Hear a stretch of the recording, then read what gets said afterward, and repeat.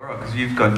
I just had a question for the doctor. Would you say, sort of, in layman's terms, there's an increase in resonance in the waves, like it cleans up the...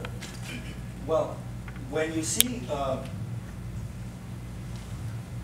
I have this very fancy software which analyzes many different parameters of the signals, and one of them is coherence. Coherence is a measure of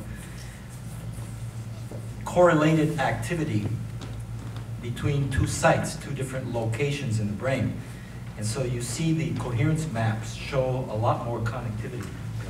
So the brain is now much more fully integrated. You could think of it that way. There's suddenly cross-talk across many, many regions. So I throw it back to James while we're on the subject of DMT and 5-MeO. Could you just give us a brief, very brief, description of some of your experiences, or what your take on the DMT, 5-MeO DMT experience is, James? Oh, I thought you did a pretty good job of showing us what it was like there. There's such a separation between what your body goes through and what your consciousness goes through, which I was saying to Rak after seeing that. It's like, people have often asked if they could film me doing it, and I've refused because I'm really not very interested in seeing what my body's up to while I'm away. I'm told it's quite amusing. But yeah, I mean, in my book I have defined it, especially 5-MeO, I think gives the brain the ability to become extremely coherent to the point of something which is called a Bose-Einstein condensate. A Bose-Einstein condensate is something that was discovered in superconductors and materials that are brought down to almost absolute zero. But interestingly, are now believed to also be able to exist in human tissue. And the simplest way to describe a Bose-Einstein condensate is that you can have many, many individual units, millions of atoms, millions of neurons, and if you achieve a true Bose-Einstein condensate, they literally act as one. And in fact, they more than act as one, they actually, in a very real way, in physics terms, become one.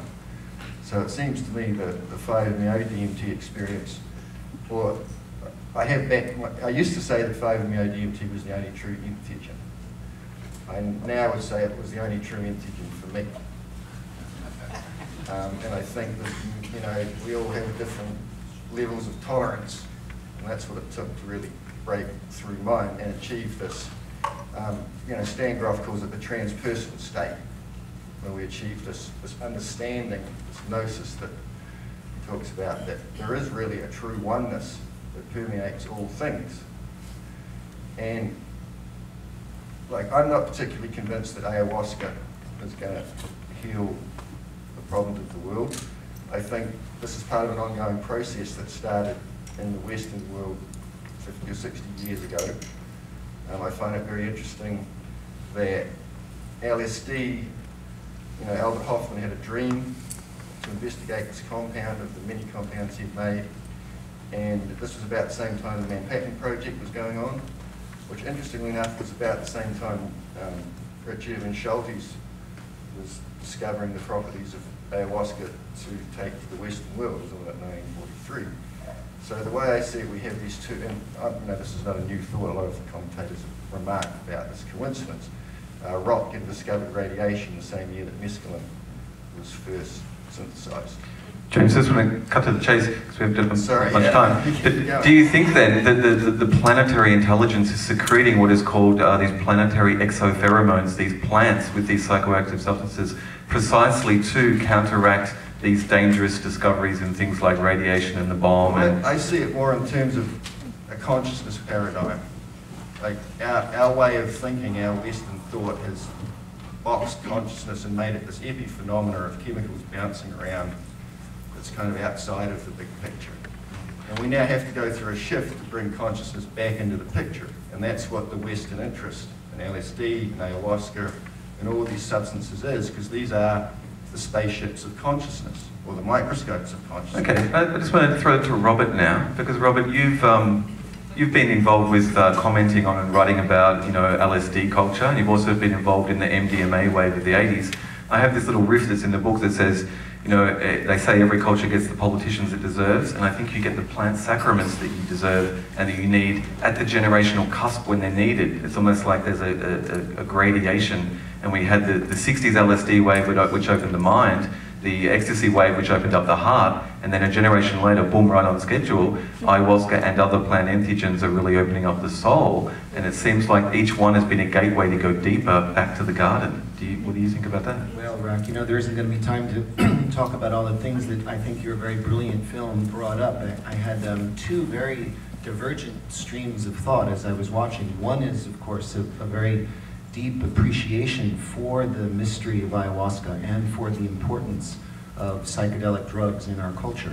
You know, I was growing up in the 1960s. I was really just a child in the 60s, but if you were paying attention during that time, you realized that Western civilization was on a very disastrous course, not only in terms of its effects on the environment, but underlying that, a very profound political crisis, that we were a military industrial complex that was running our culture, and that we had people that were completely duped by this apparatus, this political, even mind control apparatus.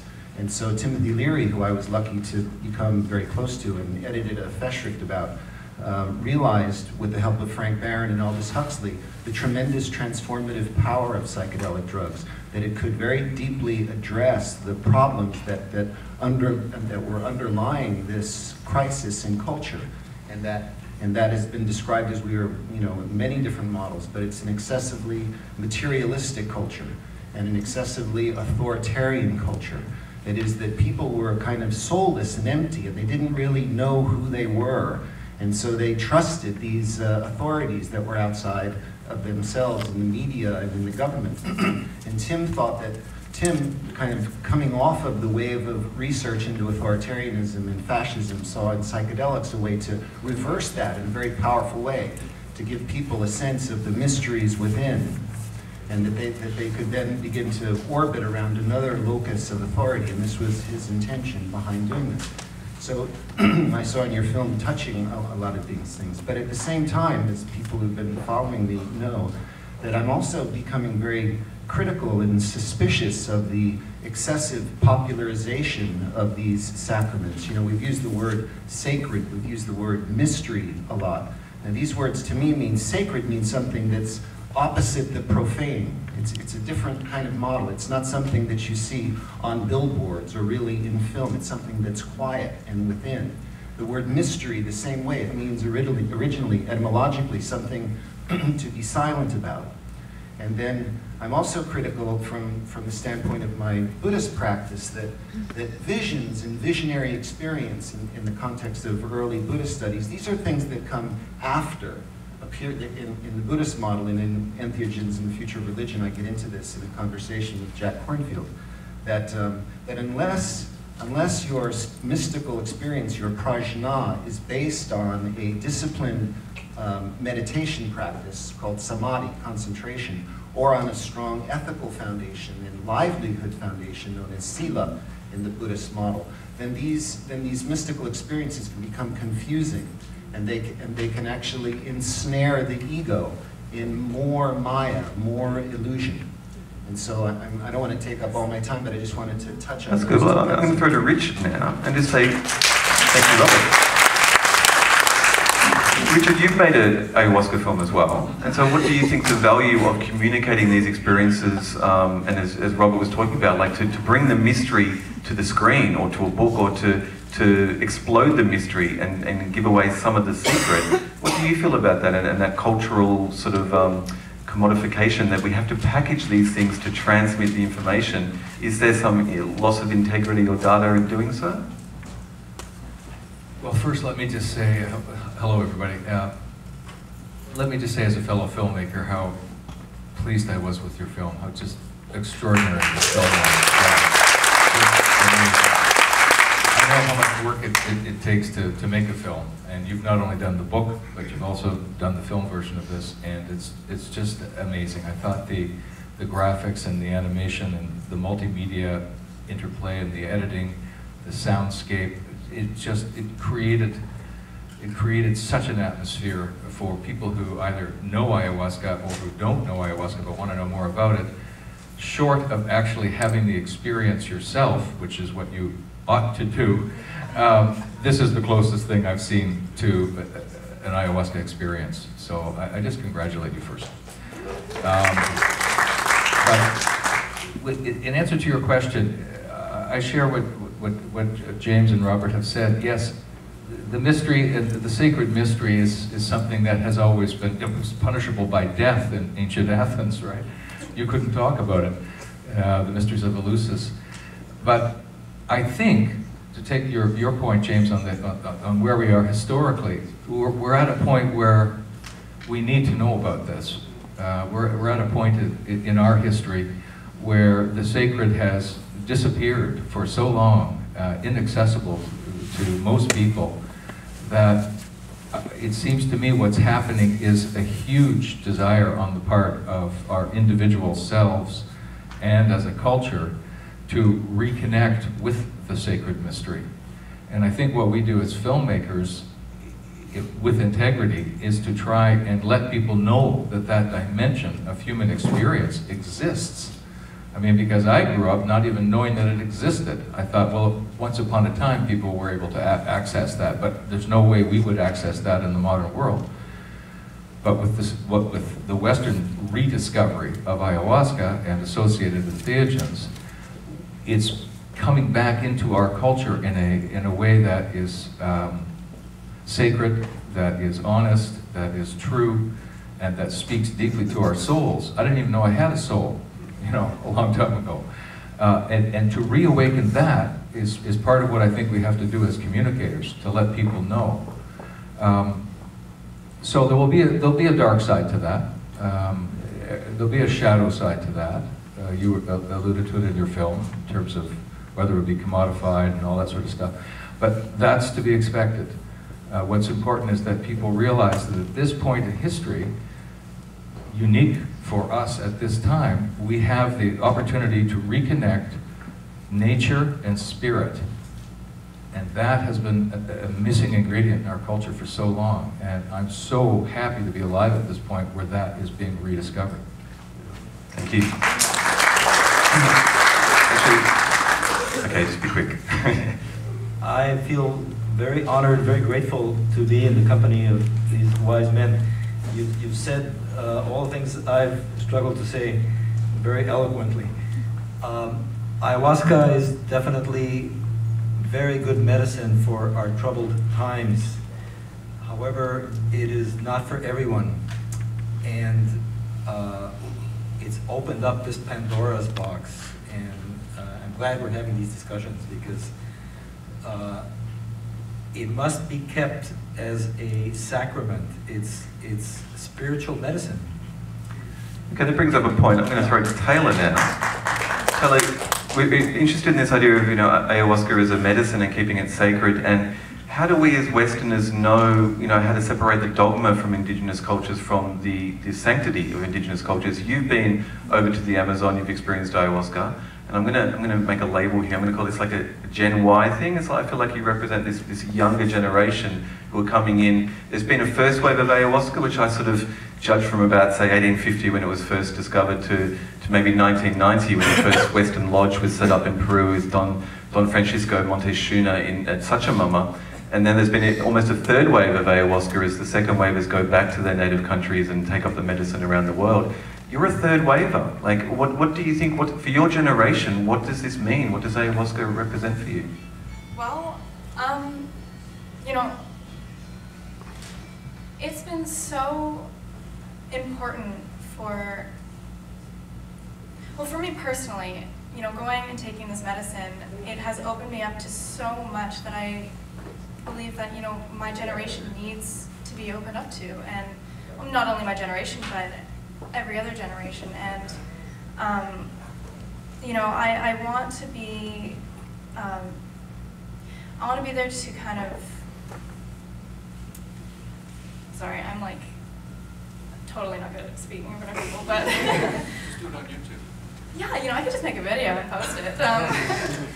But yeah, ayahuasca, like you said in the film, planting seeds, and I've just, ever since I've drank it, I just feel this need to bring it out there. And I've connected with so many people my age, and I've opened them up to the idea of drinking it, and they're becoming so interested in it, and it's really exciting for me, and I think it'll be a really good thing to bring out to my generation, and yeah. Thank you. T. Faerie, you've been over to Peru. You went to the Amazonian Shaman Conference, and you did a speech to the curanderos. It was like, old world meets new world. Can you tell us just very briefly a bit about that? Well, I was very surprised when I first came to the Amazon. I went to the first one in 2005, so there hadn't been a lot of stories coming out of these conferences yet. And I thought all of the shamans of the Amazon would be one. And I was very surprised about I'm the baddest shaman in the Amazon, let's shoot little darts at each other vibe. But I actually just wanted to speak to them about the possibility of cooperating and maybe working together to actually teach us something, because people take an actual apprentice and they spend years in the jungle with them, but there's a lot of people who are going to be going back to their homelands and are going to be spreading this information one way or another. I think it's past the point where it's a choice where we can say, well, let's not have them do that. So I feel like if they could give more people a grounding in how do you move your avatar around the space? How do the songs work? And then teach teachers who can then go, and they're not shamans, but they have a little bit of a background so that they can help people when they get out here, because I think people are just, I've been to some crazy ceremonies here where nobody knows what they're doing. And I think just a little bit of basic education. So I was voting for a bunch of shamans to work together and make a school and possibly have actual classes where there's 10 shamans and they're teaching together Defense Against the Dark Arts and Icarus 101 and Botany of the Amazon and Brain Science, and we have a nice recording studio and library. But it would mean they'd have to work together, so we're working on that part. Cool. Okay, Vance, I want to know, because you've been going over to the Amazon for many years now, and you've got a lot of experience with different shamans. You've been taking some of the photographs that we showed in the film for your book that you're working on and the exhibitions that you've done. You've got a sort of a deep familiarity with the Kitos scene, and what's your take on what's happening there? Well, I think it's like you described, that the resurgence of interest in ayahuasca has, to some degree, led to a resurgence of interest by the young people of indigenous communities to go back to look at some of the ways of the older medicines that they were eschewing in favor of Western medicine, Western clothes. They wanted things Western. They didn't want to go back, and they thought of these older shamans as silly old men. But when Westerners started coming, sitting at the feet of these old men, wanting to know more about what they do, and not just the ayahuasca, but the whole concept of plant medicines and the energy of the jungle that are critical to their healing process, that they started coming back. But they couldn't just learn how to make ayahuasca and provide it for Westerners and make money. They had to go through the entire process. So it really led to a large reawakening of appreciation for traditional methods and healing techniques in the Amazon. And I'm hoping that this is going to help finally put the nail in the coffin of Cartesian duality, which came upon us in about the 17th century when Descartes decided that we could study the body without dealing with the mind or the spirit. And part of it was the Catholic Church was breathing down on these scientists that they're getting too close to God with some of the things they're doing, and as a defensive mechanism they invented this idea that the mind and the body are separate. I think we're seeing come back through things like ayahuasca, making people aware that there's a spiritual nature to us all, and there's a spiritual nature to the healing process that perhaps you do see this happening in a number of medical schools now as they develop departments of integrative medicine, trying to integrate the methods of healing from throughout the world and to complement and actually be part of Western medicine, understanding that Western medicine can't do it all. It never has been able to do it all. It's been a tremendous sell job by those interested in the economics of Western medicine that this is the only way to healing. But I think that ayahuasca and various entheogens are bringing us around to a new way of thinking about it, or back to the way it was throughout recorded history or unrecorded history. So I'm very glad to see that these things are happening and that the change you can see in the Amazon to some extent. It's not complete. There's always jealousy. There's always money. There's all these other things that come in. They're classic human foibles, but I think it's exciting to see and watch how this is happening, and as you say, starting to move into the world, into popular culture. Beautiful. Vance, I just wanted to ask, because Vance was my best road buddy on this journey, you know, with John Bowman. It was something. Do you think the film captures some of the reality of what we went through? What I'm amazed at, I was there sitting next to you, and that you could translate it into this incredible movie that really caught the experience that we were having there. And not just in the ceremonies themselves, but the camaraderie and the experience in Iquitos. I mean, it's not for everybody, and not everybody's going to catch that, but because I was with you and John, it was a magical 10, 12 days that we spent together. And this movie shows it. Thank you. We're going to make one, maybe two questions. Sir? I'm really interested. I work with Iboga, and I think we have a similar issue that's coming up. As I've heard other people talk about in other conferences around ayahuasca, is that in the jungle, because of this like enormous demand that's happening, there's actually strain that's being put on the genetics and the availability of the plant. And I'm just wondering if anybody here can comment on that, or what's happening, or if there's a feedback loop from like things like this. I like films like this, or energy being able to go back into creating that sustainability. Esteemed panelists, anyone? Well, they've definitely cleared out a lot of mine. I know that there's some lodges at the MAPS conference tomorrow. One of the people who'll be there is Matthew Watherstone from the Temple of the Way of Light, which is a lodge which has a very good reputation, and they've established a bit of a feedback loop from the money coming in for the lodge to support the local community around the lodge and to invest in permaculture when you bring in people to help with the jungle and help the people learn. And he's formed an NGO called the Arcana Alliance, and they're looking at sustainability of ayahuasca and of planting, you know, big long tracts of it in the jungle, because it does take up to 7 years for the vine to come to maturation, to fruition, before you can use it. And with so many Westerners coming in so quickly, it's a supply and demand issue. Yeah, definitely. Yes, exactly. I'm very grateful that Kat Harrison and Terrence McKenna started the gardens in Hawaii, where you now have plenty of ayahuasca yields of very high quality. I know folks in Mexico that are growing ayahuasca, and possibly also in Canada. So the issue is the destruction of the jungle, of the Amazon by, you know, development, and mainly agriculture and mining. I worked with an Ecuadorian shaman, Juan, who grew up in an ayahuasca culture, and he said to me, "You are now a member of this tree of life, when you ingest this medicine. And what this tree of life desires," this is the spirit of ayahuasca now talking, "is to propagate itself." And Ron says this too, right? It's vine, it wants to grow, it wants to invade other territories.